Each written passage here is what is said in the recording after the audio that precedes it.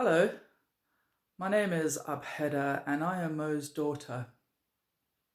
I'm not there with you today because I'm 10,000 miles away and I'd like to take a moment of your time and be heard in my experience of Mo. So, I'm a singer-songwriter and I once wrote a song about mothering and the kind of mothering I really, really wish I'd received from Mo. Um, so I'm just going to sing it to you. Now, I wrote this in 2000, so it's an old song, and I haven't sung it. It was always painful to me to sing it because it would always remind me of what I didn't get from Mo and what I really wanted to have got.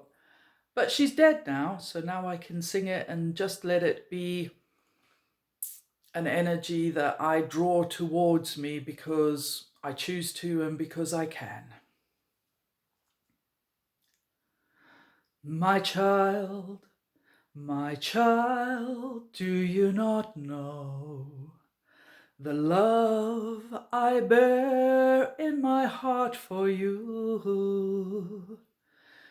You are so beautiful, so precious, so small. What else could I do? Holding you in my arms, I wonder how you'll grow.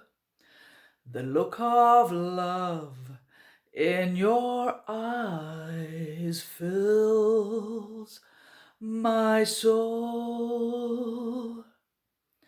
Holding you, I'll always be holding you, holding you, holding you, I'll always be holding you.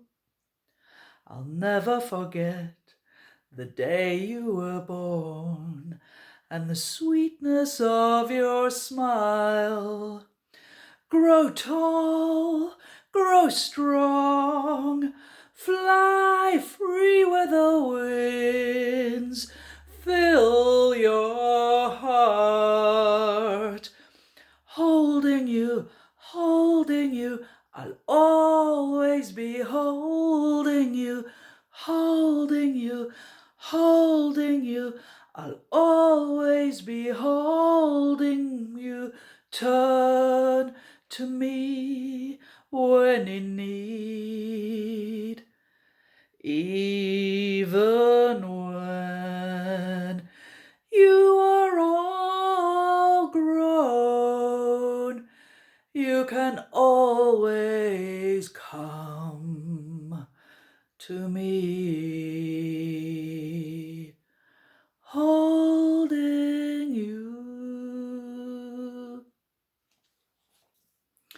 Now that is the song I wish I could have sung in celebration of the love my mother had for me. Sadly, that was not at all the experience I had of Mo. It's a very, very strange thing when there's a gathering of people around someone who's died and they get to say their experience of her. And if there's people from different generations and different times, you realize how different the experiences were. I didn't visit Mum in the place where she ended up living. By the time she moved there, we were really not that happy with each other, and I finally gave up. I finally gave up trying to open a pathway of love, of care, of affection between my mother and myself, because that just wasn't what she was willing to do. I kept tabs on her from afar. I was involved in her life there. I supported her. I sent her what she needed and what she asked for, and I spoke with her until eventually she broke my heart when she asked me to write something really personal for Marlene, my aunt who lived with you there as well, Marlene Jordan, when she died. Mum said, write something that shows how much you loved her.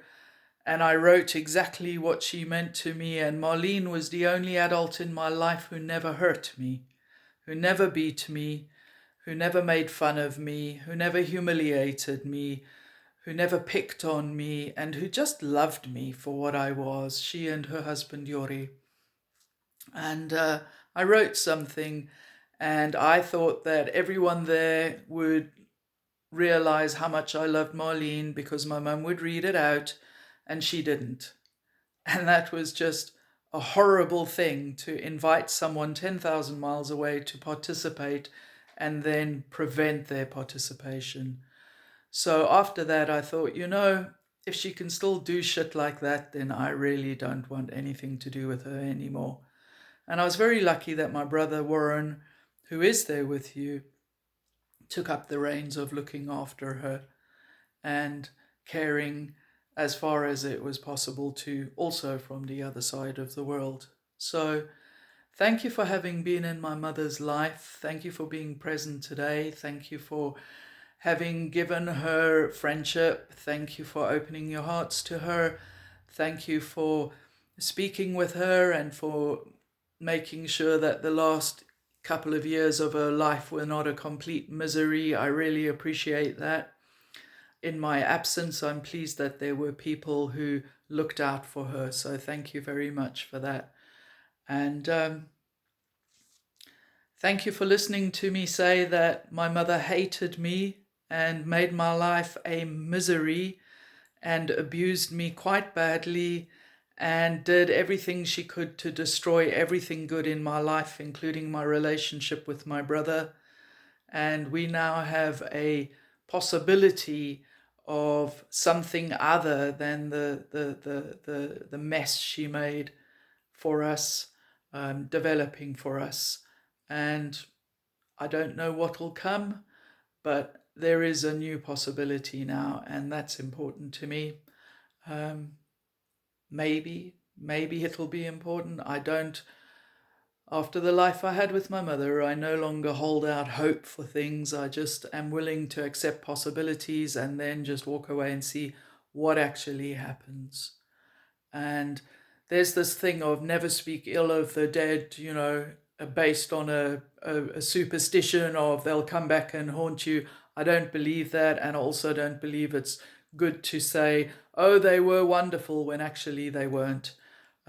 Different people will have had different experiences of her, but for me, she was a tremendously hurtful, wounding woman who was in competition with me all the time and did everything possible my entire life to push down what gifts and skills and talents I had so that I would never shine and never outshine her, and so she could always win the competition. It was awful to have a mother like her.